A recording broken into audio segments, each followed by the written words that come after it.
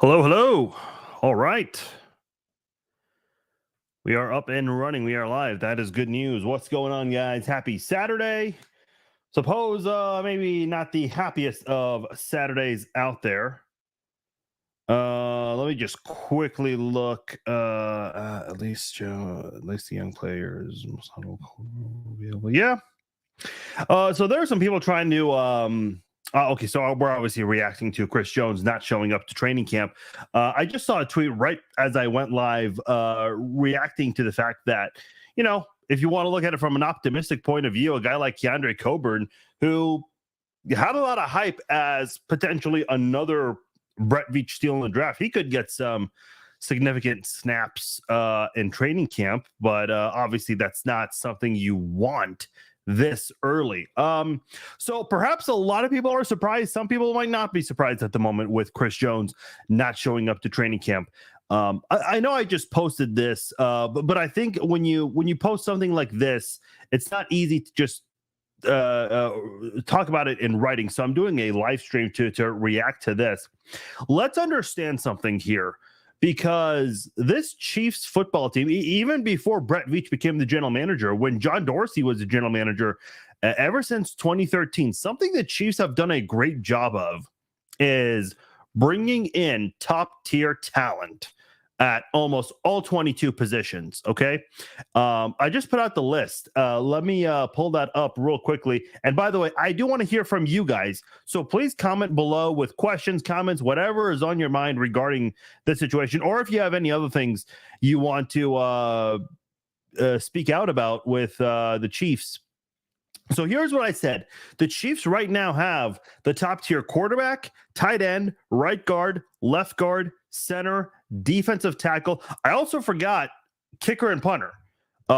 Special teams, they're humans also. So the Chiefs right now on the team, out of 22 positions plus the plus special teams, they've got 8 players who are the best, or maybe top 5, even higher, maybe top 3 at their positions. We're talking Mahomes, Kelsey, Creed Humphrey, Trey Smith, Joe Tooney, Chris Jones, Harrison Butker, Tommy Townsend. Those are all guys who are, without question, top 5, maybe even higher at their positions. You also have to keep in mind that there are some guys with potential upside, guys like Isaiah Pacheco. You look at the quarterback room right now, L'Jarius Sneed, he's at a point where he might be seeking a new deal very soon. And in a couple of years, guys like Jalen Watson and Josh Williams, late draft picks, who did a phenomenal job as rookie quarterbacks last year, if they continue at their trajectory, those are guys who are also going to demand a big deal also in the future. Now, let's keep something in mind. In recent memory, the Chiefs have had top tier talent and have moved on from those guys. So, for example, last offseason, the Chiefs let Tyrann Mathieu walk. He was arguably one of the best safeties in the NFL. Last season, so his last season as a Chief, not his best. But I would say this past year with the Saints, Tyrann Mathieu definitely played a lot better. Tyreek Hill, I mean, I don't need to get into the details with him. The Chiefs traded him away to Miami, and people thought that this offense was doomed. Was the complete opposite. The Chiefs actually were a better offense without Tyreek Hill, and the numbers just show that right there. You also look at, even before 2021, the Chiefs had Alex Smith. Now, obviously, Alex Smith versus Patrick Mahomes, you obviously take Patrick Mahomes, but still, my point is, Alex Smith was a guy who, if I recall, he was number 1 in the NFL in quarterback rating in his last year as a Chief, and the Chiefs moved on from him. Again, they had that nice little safety net with Patrick Mahomes, and that's what they wanted to do. They wanted to move on. They also had Kareem Hunt. They released him. They had Marcus Peters. They traded him away. All these players I've mentioned, the Chiefs have moved on from, all for very different reasons. Alex Smith, they just wanted to move on and start the Patrick Mahomes era. Kareem Hunt, well, he just got into some trouble off the field. They wanted to let him go. Marcus Peters, he and the team just did not see eye to eye on so many things. Tyrann Mathieu, I think there could be a myriad of reasons as to why the Chiefs moved on from him. Possibly his online tweets, not really a big fan of that. I know that was a huge deal. The Chiefs even admitted they weren't happy with what he was saying online, and that could have been a huge reason why they moved on from him. Tyreek Hill, unable to come to terms on an agreement with guaranteed money. So all these players I've mentioned in recent memory, the Chiefs have moved on from those guys. And listen, I know so many people say, well, I miss Kareem Hunt. We should have kept him. Listen, I was a huge fan of Kareem Hunt also. I mean, his NFL debut might be the best debut in NFL history. And from there, it was just an incredible success story. And I think so many fans were just devastated with how that ended. And I know maybe he would have made a difference in that AFC Championship. I don't know. I mean, last I checked, Damian Williams scored 3 touchdowns in that game. So I don't know. My point is, whoever you were a big fan of that the Chiefs recently moved on from, it hasn't hurt the Chiefs. The Chiefs have hosted 5 AFC championship games and have been to 3 Super Bowls, winning 2 of them in the last 5 years. And a big part of that is, I for sure, is because of Patrick Mahomes. You go from Alex Smith to Patrick Mahomes, you start winning all these playoff games. I mean, the Chiefs had only won 1 playoff game with Alex Smith. And before that, you have to go all the way back to Joe Montana from your last playoff win. So, The Chiefs have done just fine without Kareem Hunt and Marcus Peters and Tyreek Hill and all these other players they've moved on from. So, again, long-term picture here. And look, let me just clarify right now. I'm not suggesting anything's going to happen with Chris Jones in terms of letting him go or even extending him. But I am going to say this. All summer long, what were we told? We were told that the Chiefs are optimistic that they're going to get a deal done with Chris Jones. I think Brett Veach said that in one of his press conferences before the Chiefs wrapped up OTAs and mandatory minicamp. I know there were multiple ESPN reports from Jeremy Fowler, and I think even Jeff Darlington also even basically reported the same thing, saying that the Chiefs are optimistic that a deal will get done. And we were also told that DeAndre Hopkins is waiting for the Chris Jones deal to happen. So when we are told those things right there, and today we are told they're far apart, I think that deserves to be questioned. Now, I said this yesterday and I said this on the podcast on Wednesday. If Chris Jones is not at camp, well, we know what's going to happen. The Chiefs are not going to answer those questions. They'll be asked. The media is certainly going to ask Brett Veach and Andy Reid this weekend about Chris Jones, and I'm curious to see what the answer is going to be. But I think we all know what the answer is going to be. The non-written rule in the NFL is, if a player is not at practice, then you simply will not be talking about them. That's just the way it works.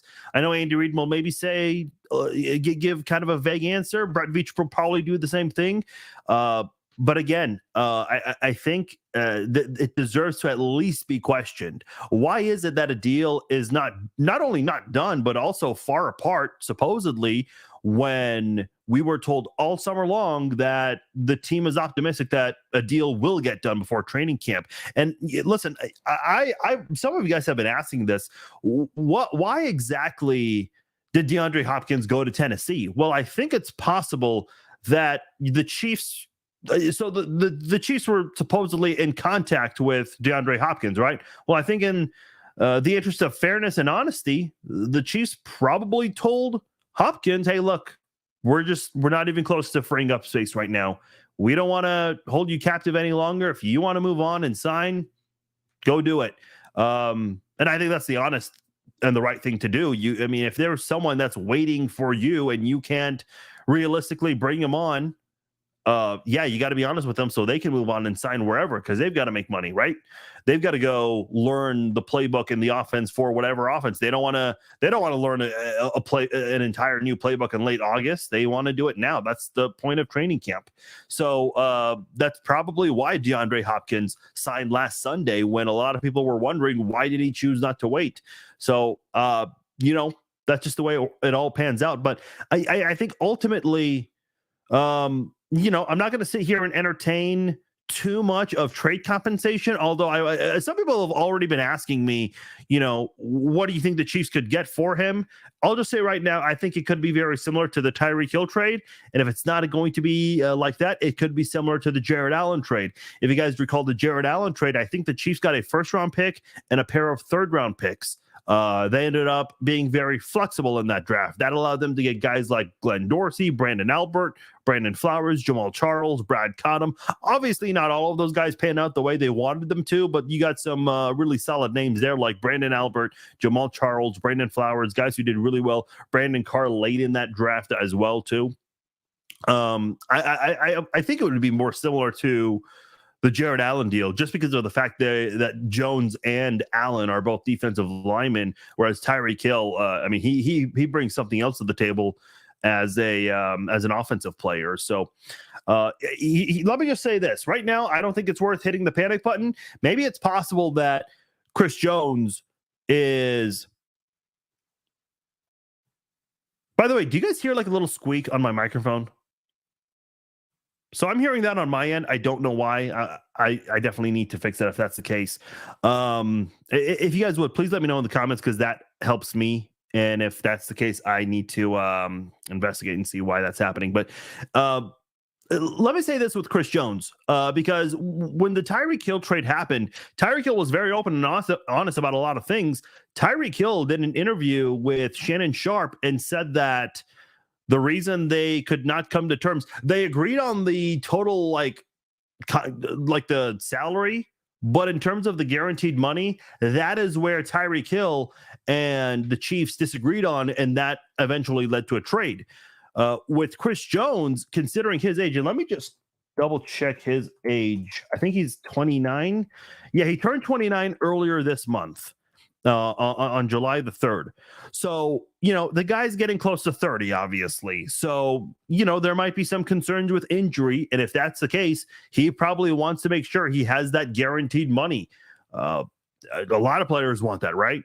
So it would not surprise me if this is similar to the Tyreek Hill situation, where the two sides probably have come to terms on agreeing with how much money to pay him, but might not agree on the guaranteed money portion of the contract. Because again, when you're that old like Chris Jones, you probably want to, because Chris Jones has not had a significant injury before in the past. Yeah, he's missed a couple games here and there. I mean, a lot of players miss a game or two. That doesn't make them injury prone. But when you're at that age, it does become a concern, and maybe it's bound to happen where you have an injury that makes you miss long term. So he probably wants to have that security blanket with him. And again, I don't blame him. A lot of athletes want that. Why wouldn't you? So my guess, I'm speculating. I'm guessing that could be why the Chiefs and Chris Jones are not agreeing on anything. No squeak. Okay. A couple of you guys are saying no, and a couple of you guys are saying yes. So. Yeah. I'm muting myself. That's why that squeak goes away. So.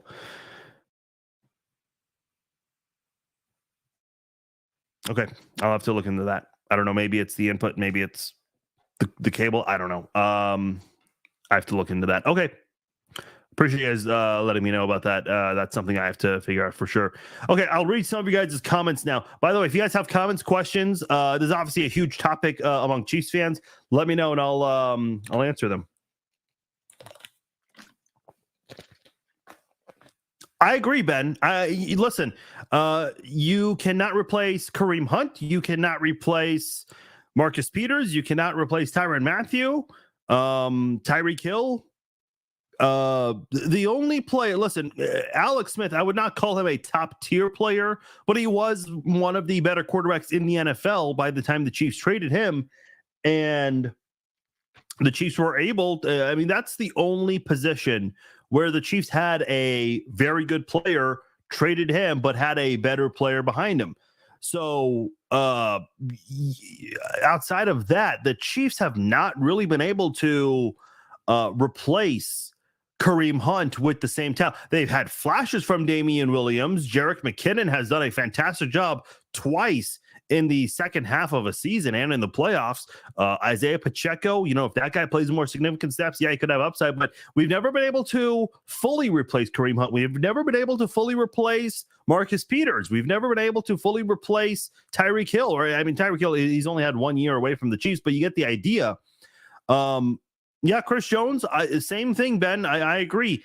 I don't think you'll be able to replace him fully. It would take multiple players to fill in the things that he did.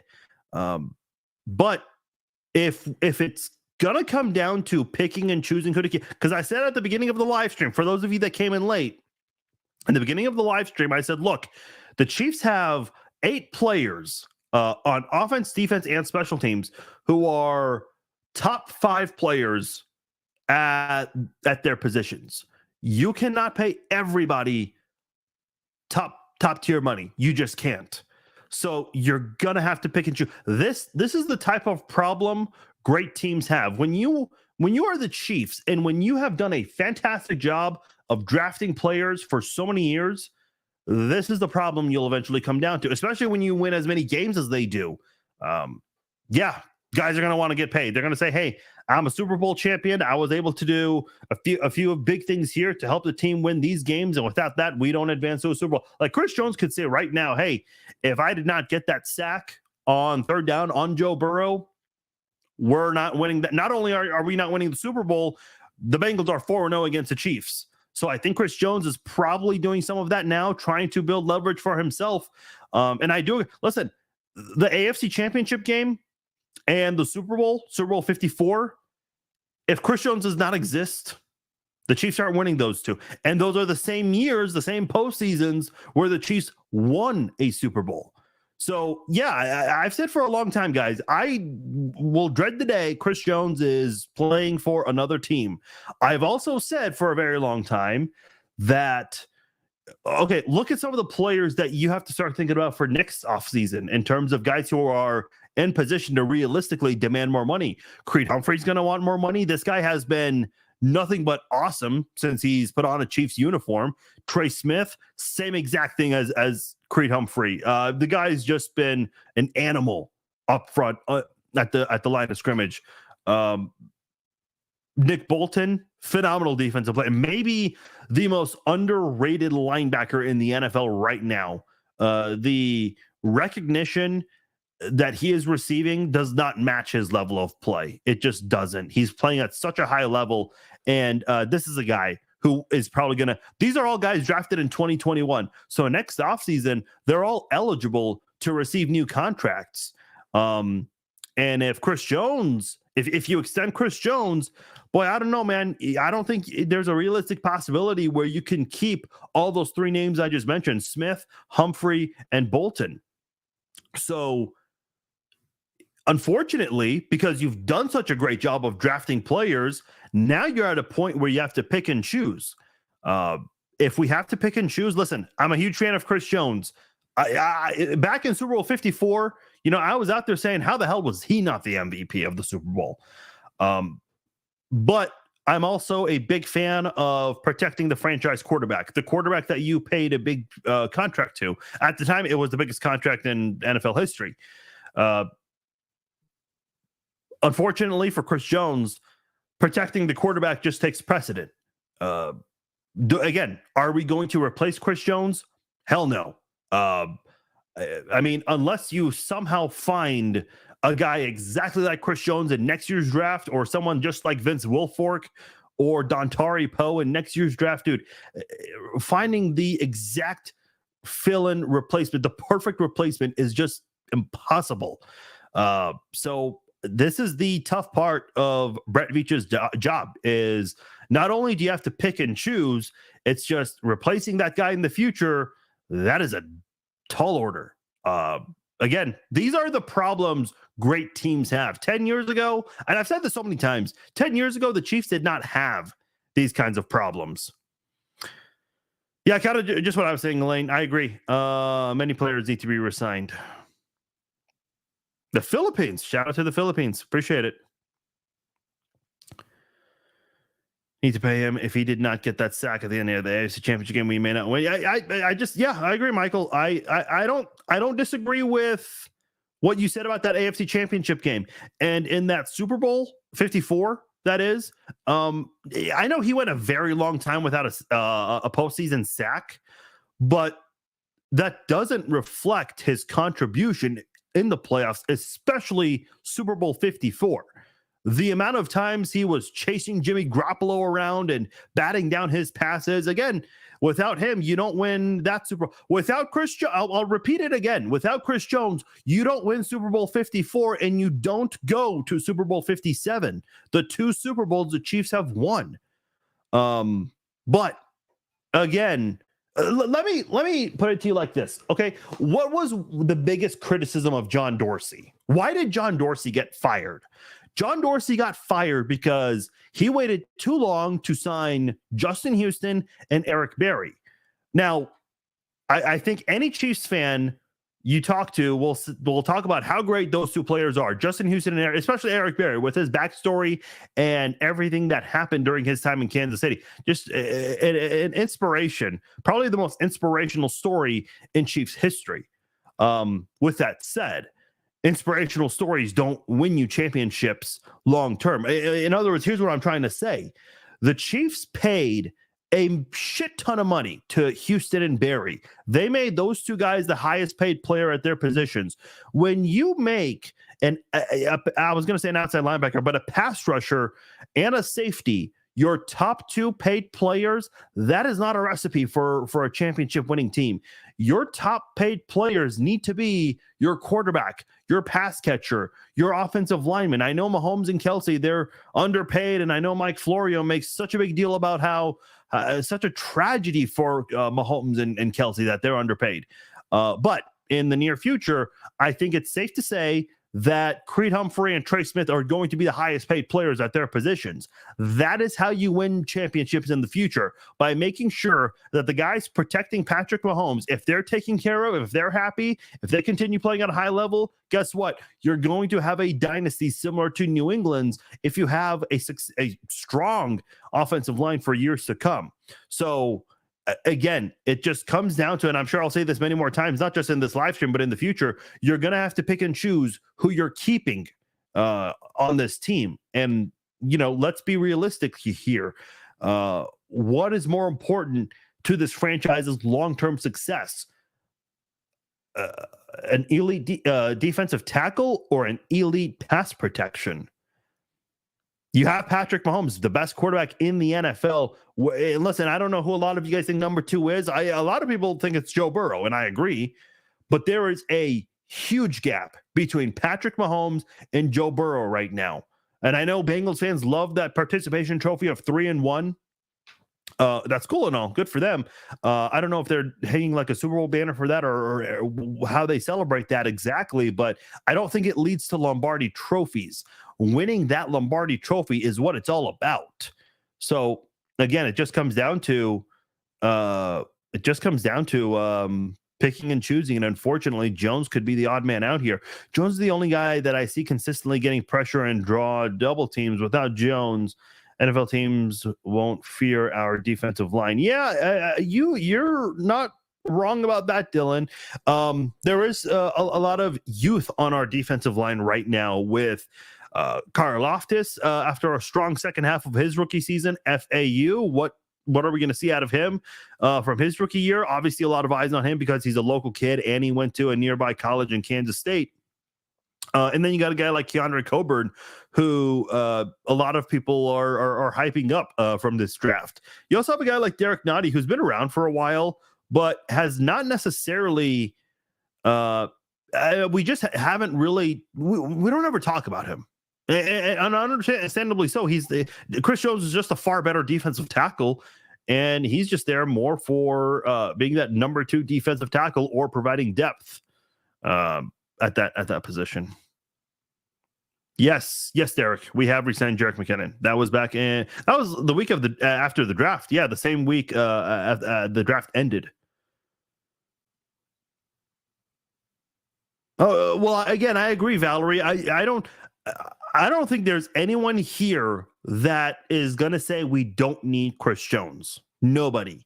No Chiefs fan is saying we don't need Chris Jones. But again, I don't want to sound like a broken record here. If you have to pick and choose at this point. You have to. And if you have to pick and choose right now, You probably need to do it now because you may want to trade Chris Jones now and get good compensation for him. That way, you can be ready to reload in next year's draft. Let me just say this right now. Listen, you guys already know my stance. If we have to pick and choose, give me the offensive line over Chris Jones. As much as great as Chris Jones' contributions have been, especially in key moments in the playoffs, and we've already gone over that in detail, you still don't get to that point, though, without Patrick Mahomes in this high-powered offense. And in order for this offense to remain a powerhouse offense, you got to have the offensive line. You have Joe Thuney. You have Creed Humphrey and Trey Smith. Creed and Trey are guys that you need to extend probably next offseason. You have 2 new offensive tackles. We'll see how that goes, especially with all the complaints we had last year. I think this offensive line is going to be much better than last year's offensive line. Andrew Wiley and Orlando Brown, I forgot his name for a sec. Orlando Brown, they were numbers 1 and 2 in the NFL in most pressures allowed as offensive tackles. So you had to move on from those guys. You're not wrong, Derek. No, you are right. He is. I mean, this guy is the heartbeat of this defense. Again, let me put it to you guys like this. So I'm a Vegas Golden Knights fan, and they just won the Stanley Cup. So the Vegas Golden Knights, as a lot of you guys probably know, their inaugural season was in 2017, and they made it to the Stanley Cup that year. They also went to the Western Conference Finals 2 years in a row before winning the Stanley Cup this past year. They won the Stanley Cup during their 6th season. Those first 5 years, they had a lot of great players, which is why they went to the Stanley Cup, which is why they went to the Western Conference Finals 2 more times. But unfortunately, they weren't getting that push to winning the cup. So they started trading away a lot of great players, some fan favorites. There was a defenseman they signed a 5-year deal. And 1 year after that deal, they traded him away, which I was disappointed. I was close to buying that guy's jersey. But anyway, obviously a different sport. But the point is, if you want to make that push, if you are serious about contending for a championship, not just contending, winning a championship, you got to make some difficult decisions. The Golden Knights did a lot of difficult things. They even let go of their goalie, who one of the best in NHL history. I think 3-time Stanley Cup champion too. And they were viewed as villains for letting that goalie go. But now they're not viewed the same way because they just won a championship. Look at Tyreek Hill. Everybody and their grandmother, even some people in Kansas City, were freaking out when Tyreek Hill got traded. The sky was falling. The offense is never going to be the same again. Patrick Mahomes, he is doomed. He's going to prove that he's overrated. I mean, we heard everything in the book about how this team, this offense specifically, and with Patrick Mahomes, how things were going to go horribly wrong because Tyreek Hill was no longer there. Well, now look, so I know the biggest complaint Chiefs fans had during the season was how every announcer would not stop talking about Tyreek Hill. But, and listen, I disagreed with those complaints. That's a story. But the story went from, oh my God, how are you going to succeed without Tyreek Hill? And then over time, it turned into, holy shit, how are the Chiefs winning so much without Tyreek Hill? The week of the Super Bowl, the 2 biggest stories were Donna Kelce and how in the hell are the Chiefs here without Tyreek Hill? Those were the 2 biggest stories the week of the Super Bowl. So again, out of all the players that I mentioned earlier that the Chiefs have moved on from, Kareem Hunt, Alex Smith, Tyrann Mathieu, Marcus Peters, Tyreek Hill, all those other guys I mentioned, those are replaceable guys. Maybe not immediately, but at some point you can find the perfect replacement for them. Tyreek Hill, you will never replace that guy, ever. Unless you can clone that guy and draft him in next year's draft. There are some guys that have been compared to Tyreek Hill, like Mecole Hardman. Kadarius Toney even got some Tyreek Hill comparisons, but they're just not Tyreek Hill. Doesn't mean that they're not capable of being good. They're just not the perfect replacement for Tyreek Hill. But my point is, the Chiefs moved on from Tyreek Hill, and so far they're 1-for-1 in winning Super Bowls without Tyreek Hill. So, you know, my whole the reason I'm being optimistic here is if the Chiefs, if I don't know if it's going to happen. Honestly, if you guys are asking for my prediction, I have no idea what's going to happen. You guys were asking me all week, is Chris Jones going to be at camp? And I was just being honest with you guys. I have no clue. I that's what I said all week long. I had no idea what was going to happen. I'm certainly surprised today that we are told that they're far apart. And again, that's why I think Veach and Reed deserve to, specifically Veach, deserve those questions of what happened. You guys said you were optimistic. Listen, I hear you, man. Chris Jones is a fan favorite. Obviously, listen, there are a lot of fan favorites on this team, okay? You know, when you go to the AFC Championship game or host it 5 years in a row, you go to 3 Super Bowls. I mean, they're just fan favorites all across the board. Chris Jones is up there, though, behind Mahomes and Kelsey. So, yeah, it's tough.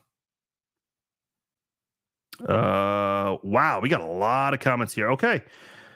Man, you guys are bringing the fire and the energy here. I think Jones is sweeping bring right.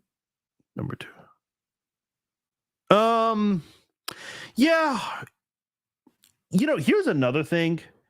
I think Chris Jones is really upset that Frank Clark did not come back because he was very vocal about him coming back or wanting him to come back. And then when he signed with the Broncos, he certainly, I mean, he didn't like go on a big tirade on Twitter, but he let it be known that he was not happy that Frank Clark did not come back.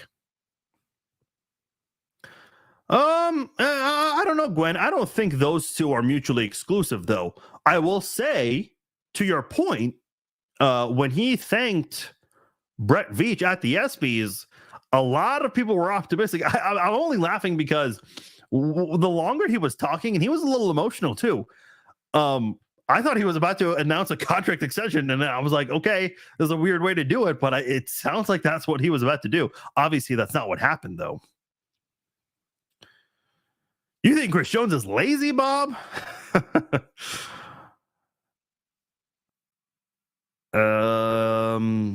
Yeah, I mean, listen, I was just mentioning, I was reading this tweet that talked about, look, if Jones is not at camp, this is a great opportunity for a guy like Keondre Coburn to impress some of the coaching staff and even do some big things in the preseason games, because right now, if you want any sign of optimism, it would be to see Keondre Coburn kick some ass in training camp and in preseason games. Obviously, those things don't matter until you play the regular season games. So, you know, we'll see. Okay. All right. Well, Steve thinks the Lions are beating the Chiefs in week 1. Okay. All right.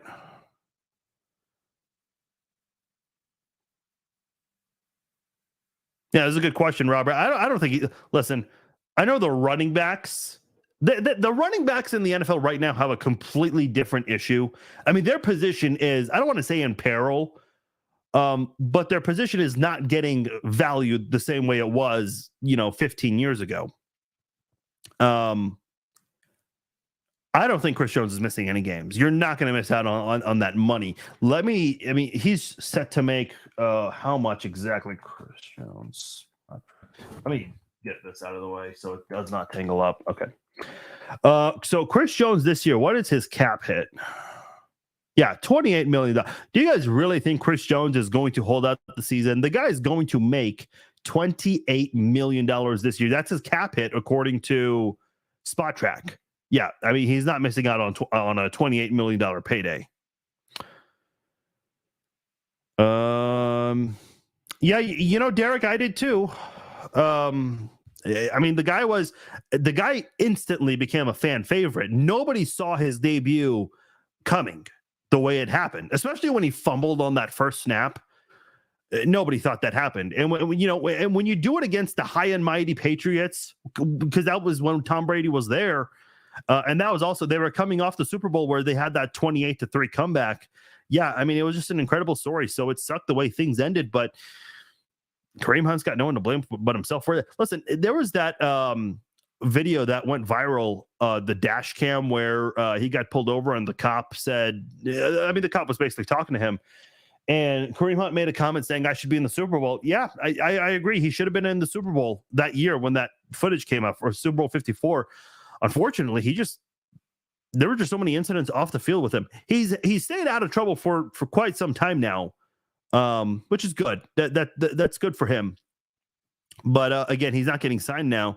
And that goes back to the comment earlier about running backs. You know, it's just so weird how that position has changed so much, to the point where guys like Kareem Hunt's not getting signed. Dalvin Cook, I know a little incident came out that people were not aware of publicly. But again, the other guys like Austin Eckler are making some comments, Saquon Barkley, Josh Jacobs, you know, those guys not getting paid. It's just weird, especially the Raiders. Like, they have nobody right now. The Raiders, I mean, they need at least somebody. Josh Jacobs is better than nothing. Like I said, let the season start and then we'll get our answers. Players come and retire or go. It's all about faith. Yeah. Boy, I hope I said your name correctly. Willimanina? I hope I got one of those pronunciations right. Yeah, but you know, you don't want a guy to just show up week one. You know, I guarantee you, Patrick Mahomes and Travis Kelce would love to skip all these training camp practices and preseason games and just show up for the Lions game. But I mean, come on. Okay, Michael, I agree. You don't let Mahomes and Kelce walk. Chris Jones. Okay, let's talk about this then. What about, okay, let's say you extend Chris Jones. What do you do with your offensive line next year? Because it's going to be time to pay Creed Humphrey, Trey Smith, and Nick Bolton. Those are all guys who are top tier at their position, center, right guard, and linebacker. And those are all guys that are going to want to get paid, right? Because none of those guys are first round draft picks. So they're all playing, not only are they on their rookie deals, but for the amount of production, they're the level they're playing at so high, and they're not making the money that they should be, because, you know, they're all on their rookie deals. So they're all going to want to make a lot of money to help kind of compensate for the past few years, and the fact that they played at such a high level. Okay, I saw a tweet from the Chiefs. I thought it was maybe an update of some sort. Oh, this is interesting. Chris Jones just posted something online. Hold on. Give me one moment, guys. I want to verify that Chris Jones posted this. Okay, bear with me one moment here. Let me just verify that Chris Jones did indeed post this, because if it is, I guess it's worth putting. Yes, Chris Jones did post this. Chris Jones. Whoops, Instagram account. Okay, let me pull it up on the screen for you guys, because I guess it's somewhat significant. We're all freaking out. The world's ending. The you know, the Chiefs. What do we do here? Okay, bear with me. I haven't done this feature too much, so okay. There we go. There we go. Right there. Take a deep breath and enjoy your life. That is what Chris Jones posted about almost an hour ago. I know it says 5 minutes on the screenshot there. That's just a screenshot I took on Twitter. But Chris Jones did post that about an hour ago. So if that that helps kind of ease your soul a bit, then there you go. Things could surely be a lot worse for Jones. Go ahead and sign and let's get the show on the road. Yeah, easier said than done, David, unfortunately. Again, you know, the Chiefs have to think about the other guys. To go back to this comment, I don't think I ever finished my thought to what Michael was saying. Okay, let's say you extend Chris Jones. how are you going to keep your offensive line intact next year? Because if you keep Chris Jones, out of those three guys, Creed Humphrey, Trey Smith, and Nick Bolton, I don't think you keep all three of them. In fact, out of the two offensive linemen, I think you only get one of them to come back. Everyone, listen, these players are not looking to serve as charitable prophets, okay? They are playing a physically demanding sport, and especially offensive linemen. I know Creed and Trey just did a spot for Jack Stack, but let's be real here. Creed and Trey are not, they're offensive linemen. They're not getting the endorsements, the same endorsements that Patrick Mahomes is getting, okay? Patrick Mahomes, Travis Kelce, I mean, those guys have been busy all offseason long getting invited, getting paid to attend all these major events here. Offensive linemen don't have that same glory.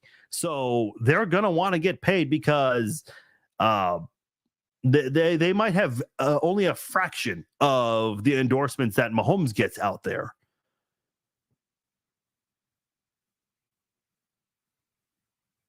Yeah. Not to mention, Lamar Jackson did that without an agent, and he's the highest paid quarterback in NFL history. Well,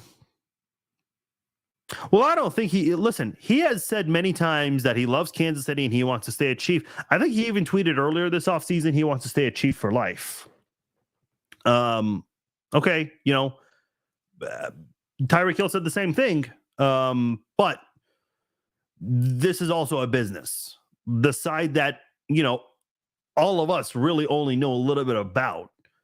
We don't see, we don't know we hear things, okay? But we don't know specifically what every single conversation is like between a player, an agent, and the general manager. Is it possible there may be some strong disagreements, meaning there could be some raising voices, some shouting over the phone, whatever the case may be. There are a lot of things we just don't know. Again, I don't think Chris Jones wants to go to a losing team, but if he's choosing between money and listen, Travis Kelce said something in his Vanity Fair interview. He said that his agents have approached him and have asked him many times, go demand more money from the Chiefs. You deserve it, and they will give it to you. Listen, if Travis Kelce knocked on Brett Veach's door right now and said, you need to pay me more or I'm not playing a single snap, they're paying Travis Kelce. You're not going to let Travis Kelce go, especially with the level of play he's at. Listen, we never thought Tony Gonzalez could be replaced. You found someone better than Tony Gonzalez. This is a guy that's broken so many NFL records at that position, and he's going to continue to do it as long as he stays healthy. There's no certainty that he's going to regress anytime soon. So if Travis Kelce were to do that, they would do it. Chris Jones is a guy, though, I mentioned Super Bowl 54 and the AFC Championship this past year. Chris Jones has played great, but how many other times have you looked at Chris Jones and said he is the sole reason why they won that football game? Now, again, it's a team sport. I get that. But there are key players who do key things late in a game that save your season. And Chris Jones did it twice in two huge games. And if Chris Jones, again, does not do those things, the Chiefs don't have a Super Bowl. Neither of those Super Bowls. So I'm acknowledging all of that. It's just difficult that it comes down to this eventually. Yeah, I understand. Yeah, this is a good point, Mary. L'Jarius Sneed, I have not mentioned him. Yeah, L'Jarius Sneed is a guy that's probably due for a contract. And listen, I would not be shocked one bit if the Chiefs just move on from him. Do I think that's going to happen? I don't know. I'm not here to talk about that in detail right now because that's ways away. But the rookie quarterbacks last year did really, really well. And listen, I know Bengals fans, their biggest complaint is, number one, the refs, number two, the offensive line, which is funny because I was told by Bengals fans on my own Facebook page that the three backup offensive linemen were not going to be a problem for Joe Burrow because they've played before. Then after the AFC Championship game, that's when they started complaining about the offensive line. But if you look at the two interceptions Joe Burrow threw to the two rookies, which was Jalen Watson and Josh Williams, that was not because Joe Burrow was facing pressure. The offensive line was blocking pretty well. Joe Burrow had the time he wanted before he made that throw. Jalen Watson made a great adjustment and a play for the ball and got the pick. And then Josh Williams, he got the tip from Byron Cook, another rookie, and got the interception there. So the two interceptions you saw in the AFC Championship game that Joe Burrow threw were not because of pressure or backup offensive linemen. That's just two terrible throws by Joe Burrow and also two great plays by rookie quarterbacks. So part of me wonders if the Chiefs would even move on from Snead. Again, I'm not saying that's going to happen, but that's the most I'll say about that right now.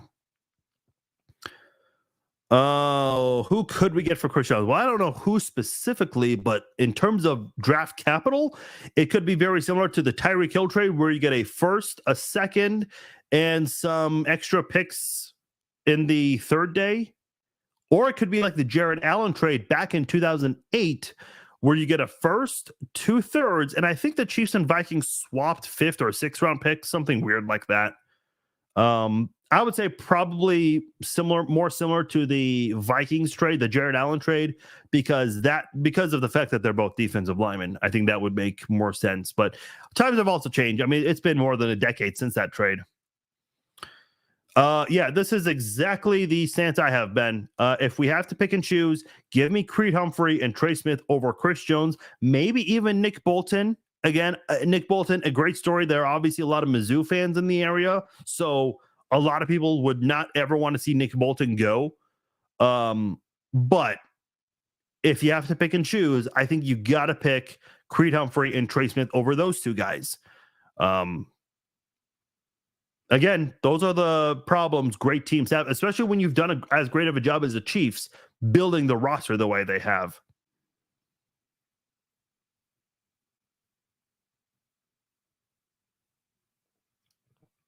Pay Veach. I agree. That's the guy you need to keep long term. Yeah, so this is exactly what I just said, Robert.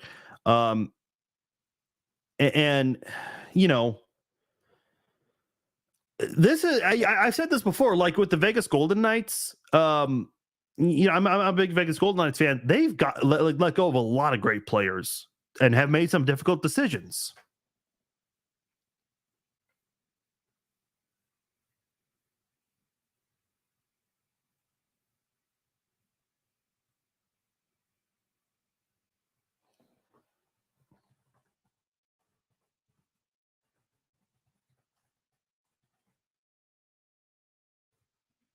Okay, sorry guys, I just had a text I had to respond to. Yeah, Jeremy, it would. But here's the thing: if you have the ability to control where he goes, you can do it now. Because whoever he goes to, he's obviously going to sign a long-term deal with them, because you're not going to trade so much for Chris Jones and then let him walk a year later. That team would definitely extend him. So you could find a way to control where he goes, especially to an NFC team. A couple of months ago, he was telling us that he's a Chief for life, and now $20 million isn't enough. Yeah, man. Welcome to the world of professional athletes. Again, Gwen, kind of what I was saying earlier with the comment about this comment. You can kind of control where he goes, because again, let's say, and I'm just throwing a team out there. Let's just say you trade Chris Jones to the New York Giants, okay, an NFC team. Well, the Giants are not just going to trade for; they're not trading for a rental player. I know this is maybe a common thing in baseball. That's not what you do in the NFL. If you're going to trade a first-round pick and a second-round pick or whatever the hell you're going to trade, which is going to be a lot for Chris Jones, you're not doing it just for a one-year rental player. You're only going to trade him if you can agree to an extension. That's exactly what happened when Tyreek Hill went to Miami. Miami gave up a shit ton of picks for Tyreek Hill, and immediately after the trade was finalized, they agreed on a new deal. It was a 4-year extension, I think, with the Dolphins.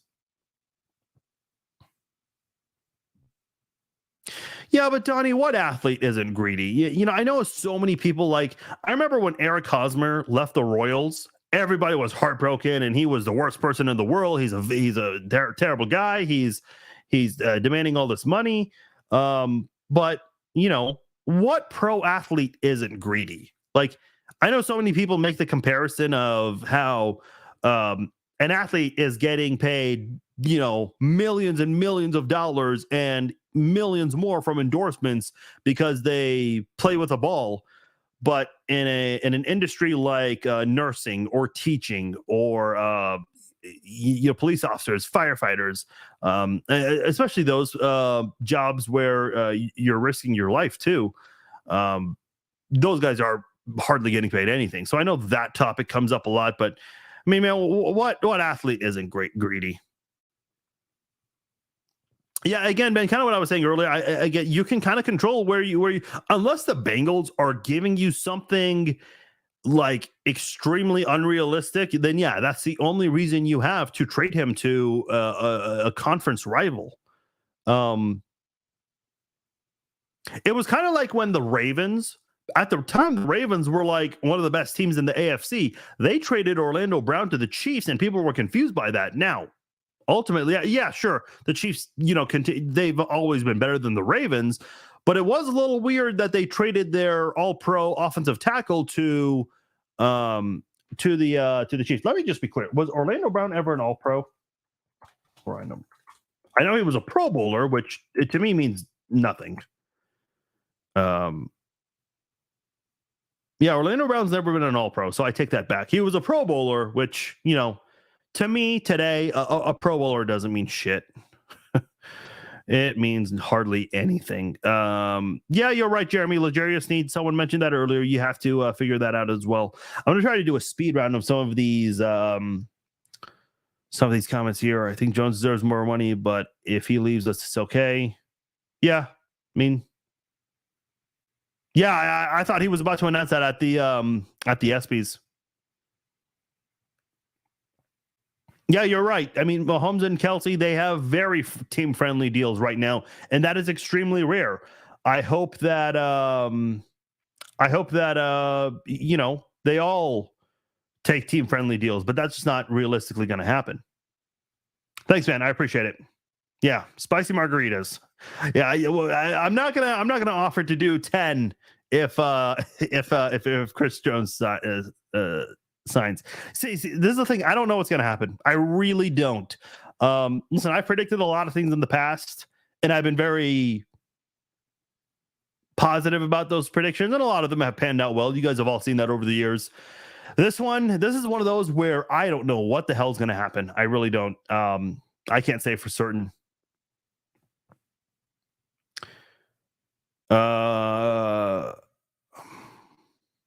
Yeah, Gwen. I mean, I want that too. I want Chris Jones to do that too. But listen, let me just say something about athletes. And I'm not trying to say athletes are irrelevant or not capable of certain things, but a lot of these guys don't end up doing anything after retiring from playing football. So during their time in the NFL, these guys want as much money as they can make. So listen, these guys want to set themselves up not just after retirement, but also for their kids and potentially their grandkids. So listen, if I was a pro athlete, I'd want to do the same thing. I would want to make a ton of money to set myself up, my parents up for everything they've done, my brother. And then, if you have a family of your own, you want to set them up. And if you anticipate grandparents in the future, you want to set them up. And that's why whenever a kid says they want to be a pro athlete, why is that? The number one reason is the money. You're making millions of dollars to play a kid's game. That's what so many athletes say. Getting paid a lot of money to play a little kid's game, right? Unfortunately, not everyone wants a team-friendly deal. The people like Patrick Mahomes, Travis Kelce, Tom Brady, guys who have taken team-friendly deals, you just don't see many of those guys. You just don't. Yeah, who was that again? I think that was against the Broncos, wasn't it? I remember being in Mexico watching that when that happened. You're not surprised, Brad?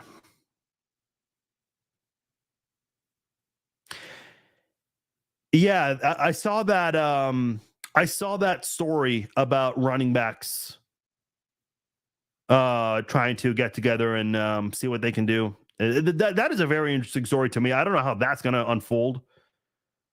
The fullback position, I mean, that is damn near dead. The Chiefs were one of the very few teams that were still carrying a fullback, and now they're not. So yeah, I don't think the running back position is going to die like the fullback position, but it's certainly not valued like the running back position was 15 years ago. Like the days of Priest Holmes and Larry Johnson, Kareem Hunt, like those days are long gone. And here's the other thing: in another universe, maybe we could explore this headline or this storyline. But let's say Kareem Hunt did stay in Kansas City. What do you think the Chiefs would have done? Do you think the Chiefs would have extended him long term? I mean, it's just some curious. I just thought of that. I'd never been curious about that until now, I guess. But I guess I suppose, look at Kareem Hunt right now. He's not getting signed. Those running backs, Jacobs and Saquon Barkley, they're not getting signed right now.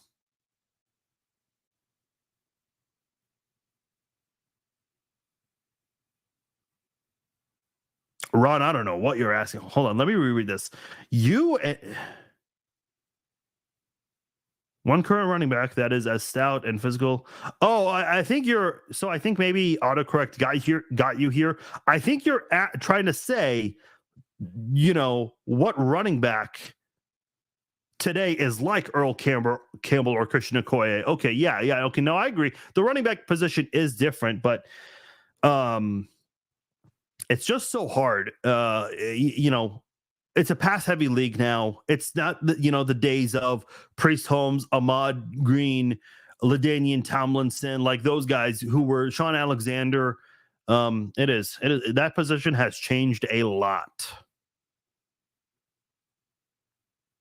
Yeah, he is, Brad. But the point, and listen, I'm not familiar. Like maybe the Chiefs could franchise tag him, although I would imagine they want to save that franchise tag for someone else if they have a big year next year. Like if you want to get something out of him now, I guess now would be the time because next year he'll be 30 for week 1 of the 2024 season.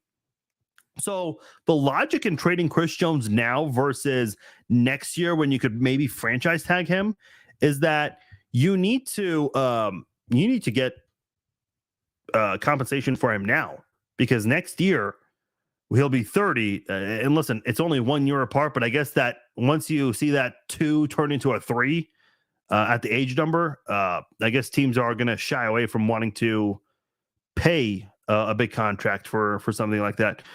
Mahomes not top 2 paid. We can trade Jones. He's irreplaceable, and please trade Clyde Edwards-Helaire. Well, unless Clyde Edwards-Helaire stays healthy and balls out, I think this could be his final year. The word already got out that they are not going to pick up his 5th-year option nod.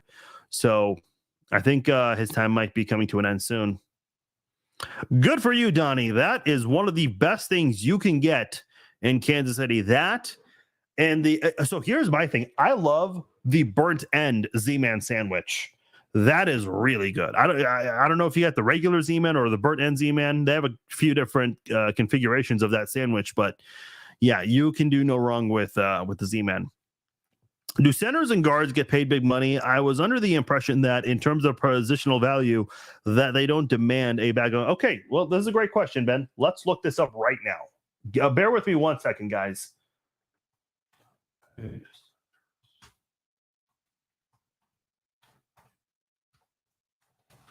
Bear with me 1 second. So, okay, I am looking at the 2023 center cap hit rankings, and I'm also going to pull up the guards. I wish they would. I hate when websites don't differentiate left guard and right guard. They just lump them all together. I think that's just flat out laziness. Okay. Let me. Where am I? Okay. Share screen. Okay, let's start with centers. Okay, there we go. Okay, hopefully you guys can see that. I don't know how big or how small that looks on your guys' screens, but I'll read it out loud if you don't. So the center for the Lions, Frank Ragnow, he's at almost at 16.5 million. Cody Whitehair for the Bears is at 14 million. Corey Linsley from the Chargers just north of 13 million. You got Ryan Kelly, 12,300,000. Mitch Morse, former Chief, he's at one point, Mitch Morse was the highest paid center in the NFL. So Mitch Morse right now is at 11,360,000. James Daniels, a little over 11 million. Jason Kelce, who a lot of people, it's either Jason Kelce or Creed Humphrey, who people view as the best center in the NFL. Jason Kelce making a little over $10 million. And listen, I don't think Jason Kelce's, suffering for a big deal anytime soon. Like the podcast he and Travis do, I mean, it's just it has helped them so much, which I think is a big reason why the Kelce brothers are not demanding new contracts to be the highest paid at their positions. So if you're wondering what I was about to say Frank Clark, I don't know why I was looking at Frank Ragnow and I just thought I thought of Frank Clark. But if you're wondering what Creed Humphrey might get next year, listen, there's a big gap between 1 and 2 here. Look at this. Look at that right there. There's a huge difference between number 1 and number 2. So, yeah, it might be close to $17 million if you are Creed Humphrey. Now let's go to, let me see how I switch to this. Bear with me here. If we now go to the guards, and again, keep in mind, they are putting together both left and right guards.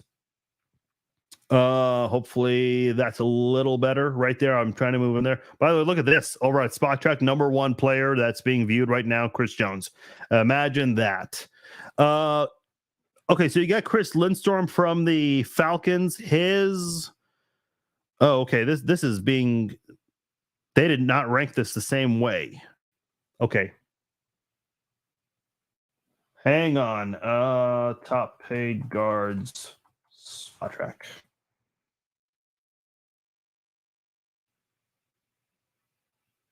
Okay, those are contracts.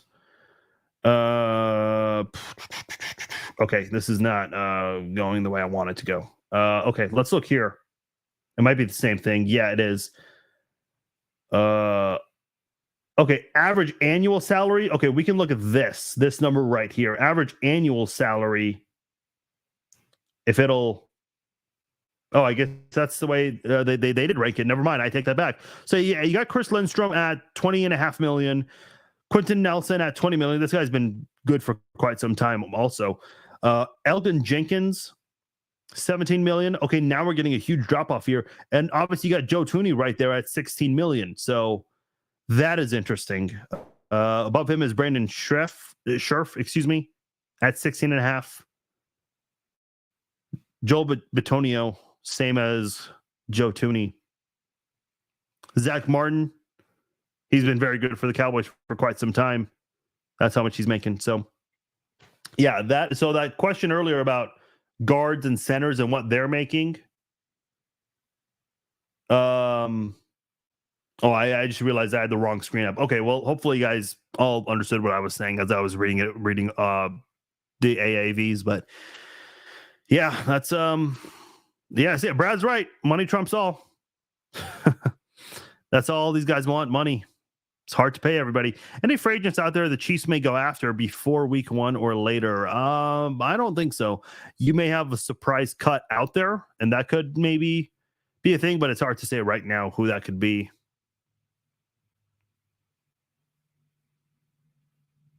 Yeah, I mean, that's essentially why Mahomes and Kelce are doing what they do, is because they want others to stay long term. And Kelce said in that Vanity Fair interview, he mentioned Tyreek Hill by name and said that he got 2 or 3 times more of what he's getting. But, who got the championship at the end of the day? That was Travis Kelce. Tyreek Hill, I mean, listen, Tyreek Hill had a great year, even despite the problems at quarterback. But Kelce got the Super Bowl.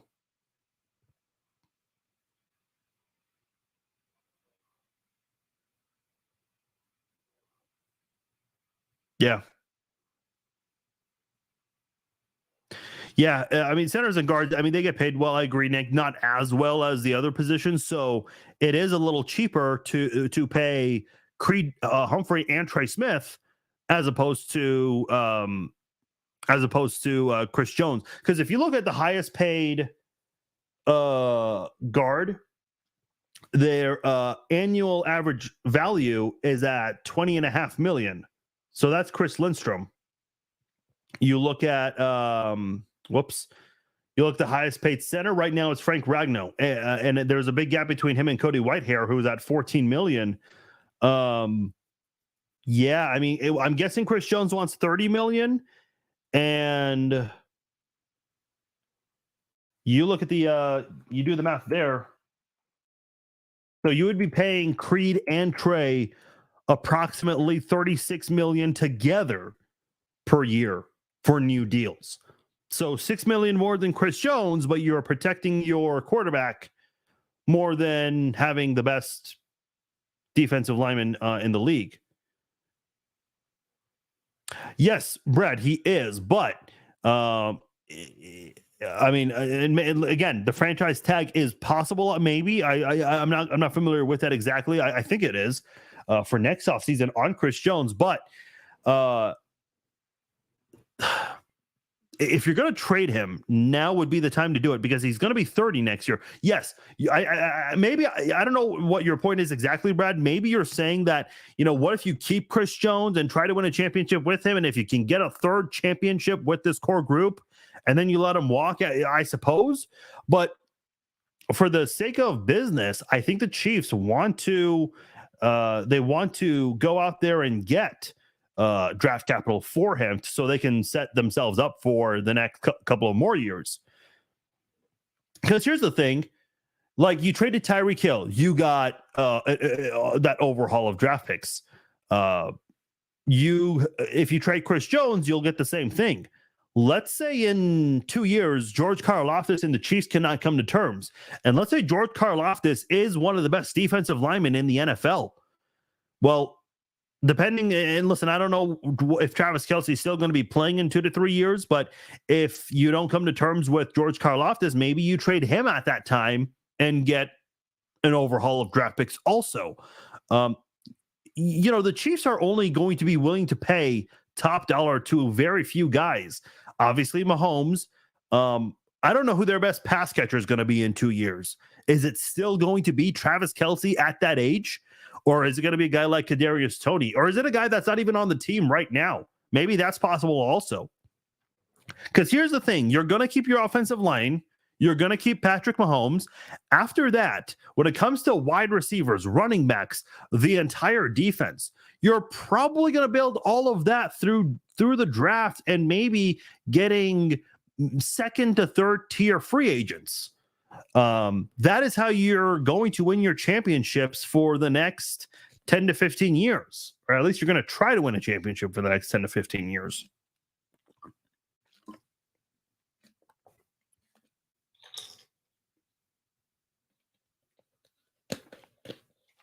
Okay. I don't know much about that, Brad.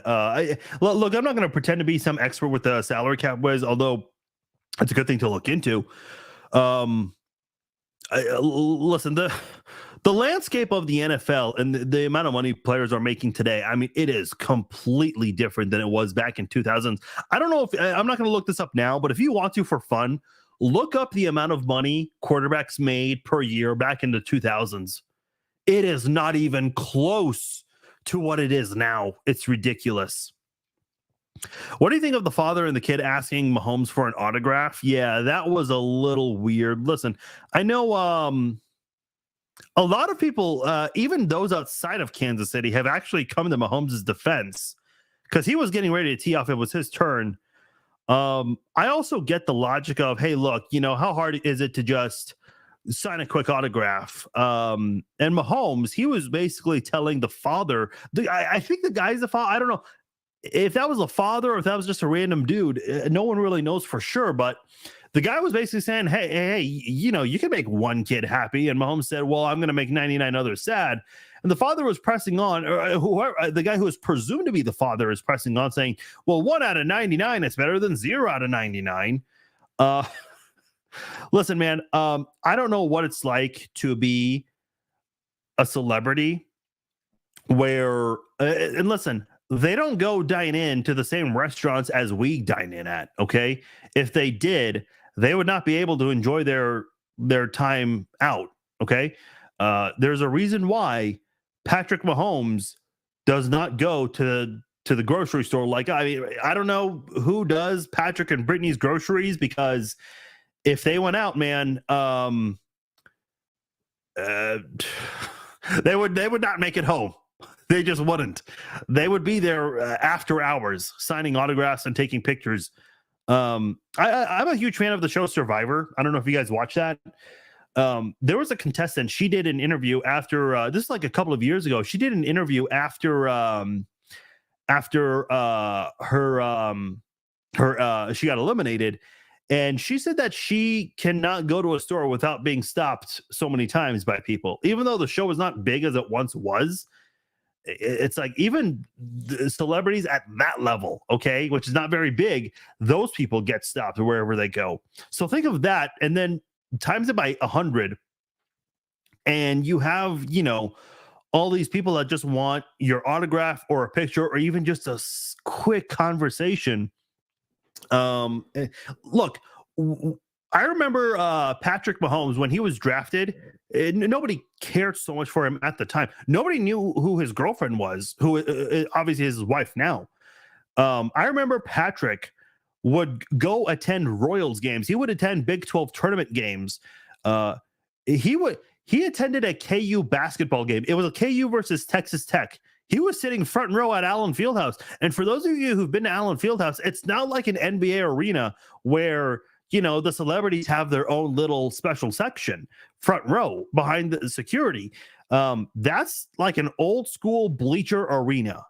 Anyway, my point is, before 2018, Patrick could sit at a normal seat at a Royals game, at a KU basketball game, wherever, and nobody would bother him. Today, whenever Patrick goes to a sporting event or a concert, he sits in a suite. There's a reason for that. If he went to, if he sat, in section 101 of an event, well, then everybody would be clamoring that section to try to get a picture with him or an autograph or whatever. So, a guy like Nick Bolton, yeah, he could show up to a Royals game and sit, at section 101, and he might get approached by some people, but it wouldn't be like overkill or anything like that. Listen, I remember Eric Berry shared a story about how he asked for Deion Sanders' autograph one time, and Deion Sanders rejected him, and that really hurt him because Deion was his favorite player. And then when he got drafted, Deion actually approached him and apologized and signed an autograph for him. And I think Eric Berry said something to the effect of how he will never say no to an autograph during his time. And I think that's awesome. Listen, do I think players deserve some space and privacy? Yes. Do I also agree with the notion that if it's not for the fans, players aren't making shit? Yeah, I agree with that also. I also agree there's a time and place for these kinds of things. I don't know if you guys recall this. The Chiefs, if they did this now, I mean, they would sell tickets instantly. But I remember in 2008, the Chiefs did something called the Access Tour, All Access Tour. Essentially what that was is they did it 4 times. They went to the Nelson Atkins Museum once, and then they went to the Truman Library. I mean, they went to a few different places where they set up tables and you could go meet players, get an autograph, get a picture, and then you move on to the next player. They've only done that once. And I know there are players who do autograph signings here and there, but never not an event created by the Chiefs.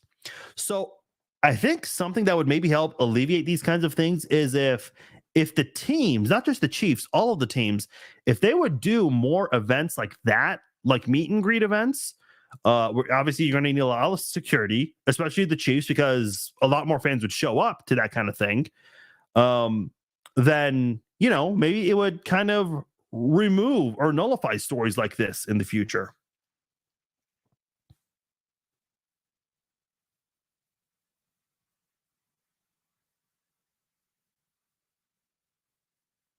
Okay, I mean, yeah, there are like Charlie Weiss. I know there's a completely different story than what you just said, Gwen. That guy got fired by Notre Dame and KU, and in 2015, he was the sixth highest paid coach in college football. Didn't coach a single game, but two schools were paying him. Yeah, I mean, that's kind of the way they want to go about things, like get those short-term contract deals, so that way they're not dealing with those kinds of problems. I might be off here, but could Jones be bitter since they didn't need Frank Clark? Yeah, Michelle. So I mentioned that earlier, that the Chiefs or that Chris Jones is probably upset about that because he was campaigning for him to come back, and that didn't happen. Not according to Spot Track. Are you saying highest paid center? No, he might be the highest rated center. But he's certainly not the highest paid, at least according to Spot Track.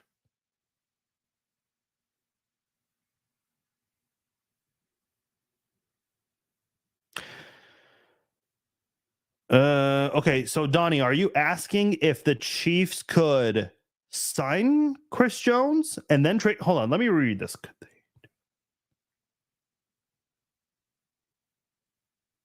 Well, why would you do that? That's like, I don't know what the point of that would be, though, Donnie. Why would you sign a player? I mean, what are you signing him for? For 5 years? Or are you only signing him for 2 years?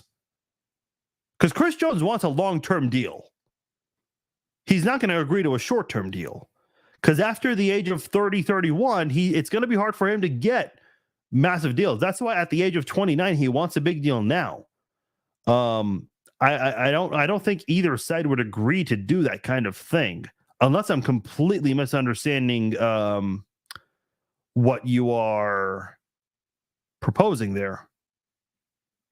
By the way, if you guys haven't done so already, please make sure you are subscribed to the Chief Zone's YouTube channel, because we're doing this live stream both on Facebook and on YouTube as well. Yeah, I mean, I'd love to see him long term too. I just don't know if. I mean, so let's just look at the facts right now. The report we're getting today is that they're far apart. How far apart? I don't know. Why? Again, we don't know. My hunch is that it might have to do with the guaranteed money, because that is what happened with Tyreek Hill, according to Tyreek Hill in various interviews he's done, is that he did not get the deal he wanted because of guaranteed money, and that's what led to the trade. So I'm not sure exactly. Yeah, listen, this I hate to turn down questions about Chris Jones or not give a good answer, because I appreciate all the people who have tuned in and asked these questions and whatnot, but I just don't know. I just don't know what's going to happen with Chris Jones. I really don't. Chris Jones probably wants close to Aaron Donald money. I mean, it might be a little more now. Let me quickly look.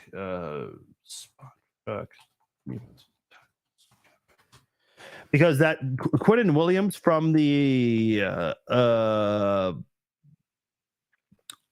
Jets, he just signed a big deal, I think making $25 a year.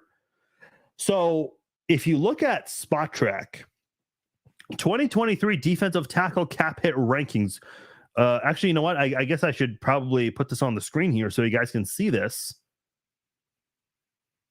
Because right now I'm caught up on the comments, so I guess this is a good time to kind of go back to this. Chris Jones is number one right now at close to $28,300,000. Aaron Donald has 26 million. Jonathan Allen at 21. Where's the guy from the Jets? Where the hell is he? That guy just signed a big deal. Like, I mean, oh, there he is, Quinnen Williams.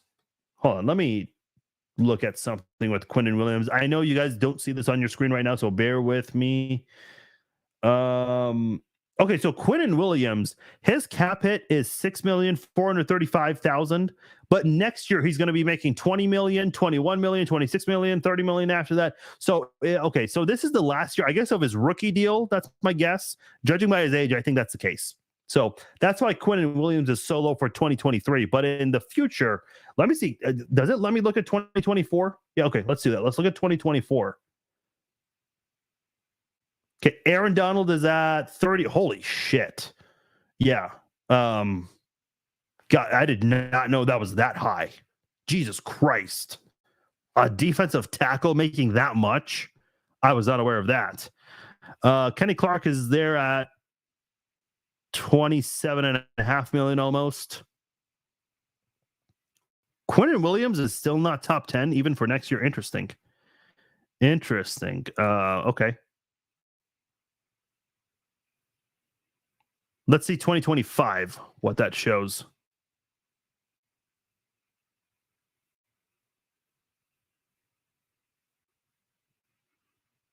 Williams, okay. Williams is getting higher and higher. So, yeah, Quinnen Williams, Aaron Donald is much lower this year at 16 million.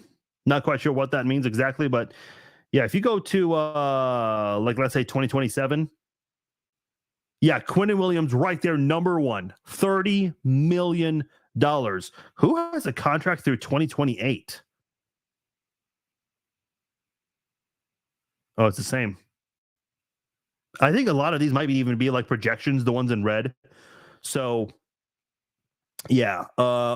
Listen, man, these positions, they're demanding more and more. Yeah, Ben, I didn't realize that in the beginning. But I guess when you put that into perspective, like they don't make the same amount of money every year. I know with these rankings, they tried to do the average annual salary per year. So you try to look at it that way, but my God, that is a shit ton of money for Aaron Donald. If that's what Chris Jones is demanding, my God, yeah, like that right there, Ben, 31 million. Yeah, you're right.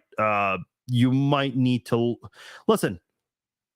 Aaron Donald's a fucking great player. Okay, like I would rather get hit by a train than get hit by Aaron Donald. Okay, but for the sake of winning a championship and being in the hunt every year, like the Chiefs are for the past 5 years, and they hope to continue to do so for the next 5, 10, 15 years, as long as they have Patrick Mahomes. How are you going to win games? Are you going to win games by having the highest paid player defensive tackle? No. I mean, Aaron Donald and Chris Jones are great players, but you don't get big name money or big time success from paying those guys big time money. Listen, the Chiefs at one point were paying a ton of money to both Frank Clark and Chris Jones. That's not a recipe to win a championship. It's just not. That's one of the very few criticisms I've had of Brett Veach during his time as general manager. When John Dorsey was the general manager, and I know some of you guys have tuned in late, some of you guys have already heard me say this, but when John Dorsey was a GM, and this is part of the reason why he's fired, is he waited to pay Justin Houston and Eric Berry. He waited for them, and when he waited, those guys had the best years of their career. Justin Houston had 22 sacks, and Eric Berry had that incredible defensive year where he had a pick 6 and a pick 2 during like the most crucial moments in some of these big games. Some of these games out, where the offense was not stepping up the way they should have. So, what happened was John Dorsey ended up paying Eric Berry and Justin Houston more money at their positions in NFL history. You're not winning Super Bowls if your highest paid players are your safety and your pass rusher. That's just not a recipe for success in terms of getting those Super Bowl. Yeah, you'll probably win the AFC West. You'll probably make it to the playoffs. But again, do you succeed long-term in getting that ultimate goal, which for every team is the Super Bowl? No, you just don't. So, again, with this Chris Jones thing, and I've said this so many times, and I'm sure I'll say it more in the following days as this story continues to unfold the way it is, you're not going to win championships by paying guys who are playing the non-essential positions. I hate to use that word, but look, there are positions that are far more valuable than others, right? If the quarterback and followed by a pass catcher or offensive lineman, if those are not your two highest paid positions, what are you doing? What are you? What was it? I think it was last year's draft where you saw a lot of teams draft a quarterback and also draft an offensive lineman. There's a reason for that. You got to protect your quarterback. And obviously, one offensive lineman is not going to change everything, but you got to start somewhere if you're starting with a franchise quarterback. Yeah, sure. Obviously, Mahomes had a great situation to walk into versus going to another team. There's no question about it.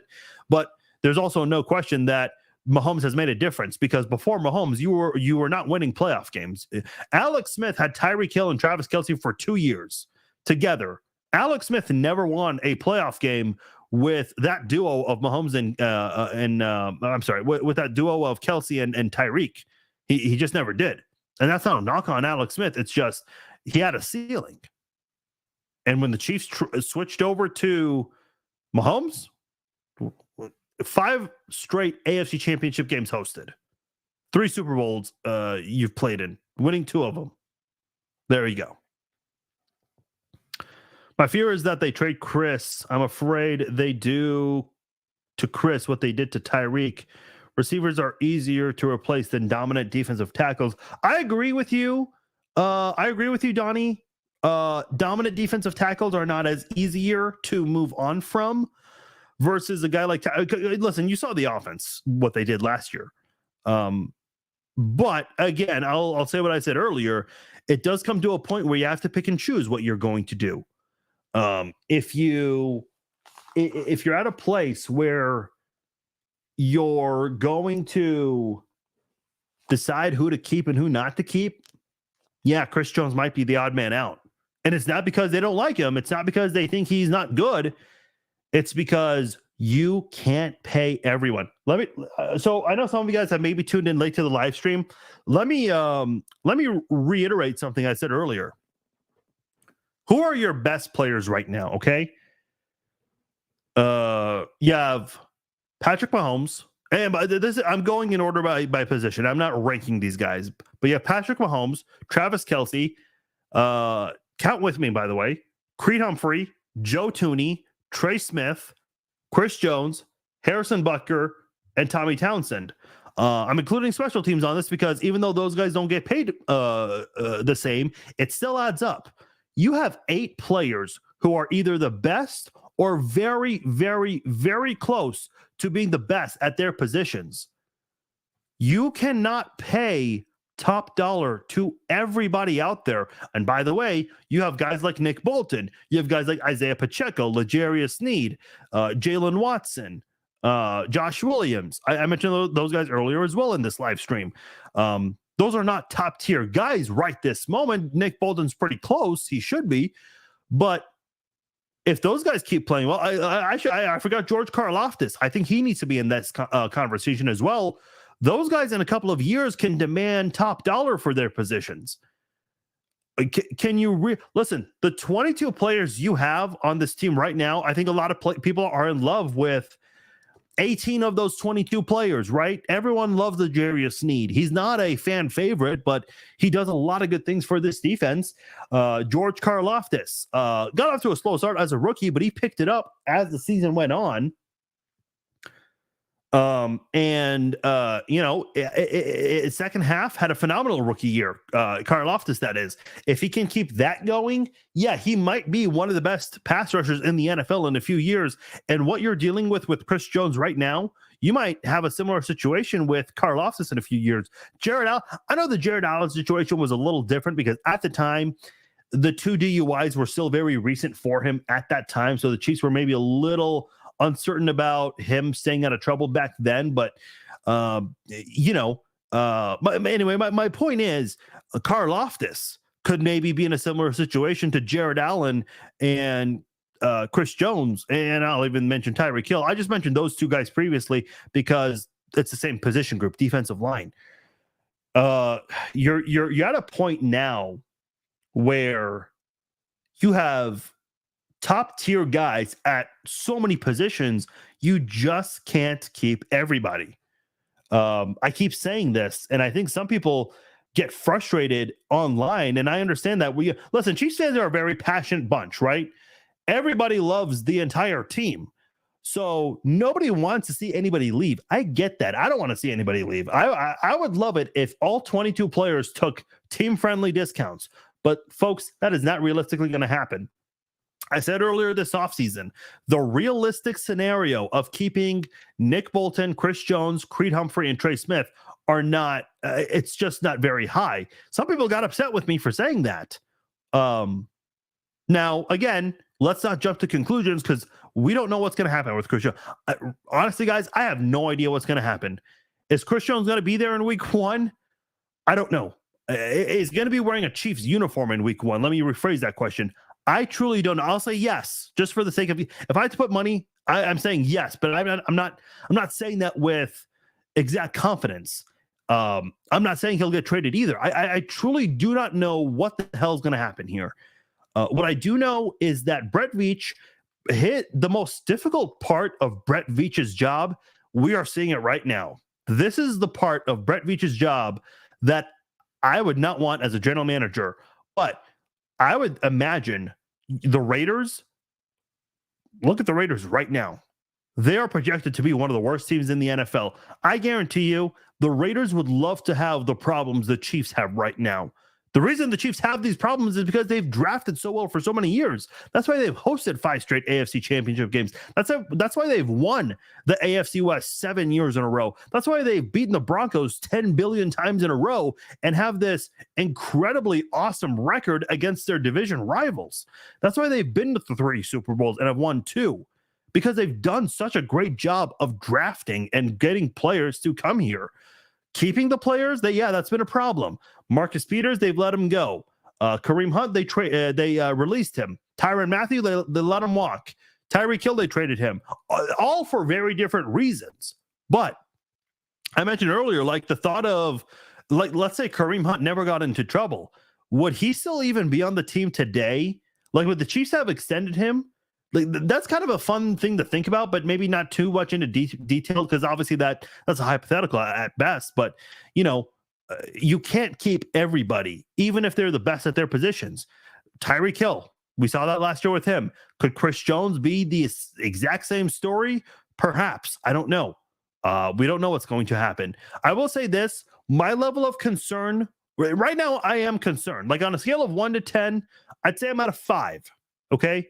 Why is it that we were told all summer long that Chris Jones and the Chiefs, specifically the Chiefs, were optimistic that they would get a deal done? Jeremy Fowler reported this, and so did Jeff Darlington, both from ESPN. They reported the same thing at different points this summer. And then today, we are learning that Chris Jones and the Chiefs are, quote, far apart in contract negotiations. How the hell did we get from being optimistic to being far apart? That's what I want to know. Obviously, Andy Reid will do media, Brett Veach will do media, and they are going to get slammed with Chris Jones questions.